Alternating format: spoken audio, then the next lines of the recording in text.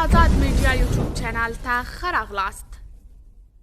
شپږ میاشتې وروسته کرزي په لومړي ځل د طالبانو له لوري ورسره شوی ظلم بیان کړ. پخواني ولسمشر حامد کرزي په خپله تازه مرکه کې د کابل څخه د نه تېښتې وروسته دغلته د طالبانو تر واکمنۍ لاندې د خپل ژوند په هکله تازه څرګندونې کړي دي.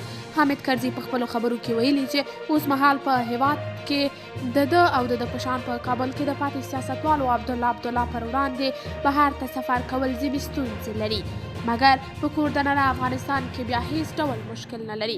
شنونکي وایي چې موجود حکومت کرزی او عبدالله له بیروني سفرونو څخه منع کړي دي. تر اوسه پورې په دې اړوند حکومتي چارواکو څه نه دي ویلي، خو د حکومت ځینې پلویان وایي چې که چیرې کرزی او عبدالله بهر ته پرېښودل شي لکه ځینې نور سیاستوال د افغانستان د نوي حکومت په ضد به فعالیت پیل کړي. شپږ میاشتې وروسته کرزي په لومړي ځل د طالبانو له لوري ورسره شوی ظلم بیان کړ.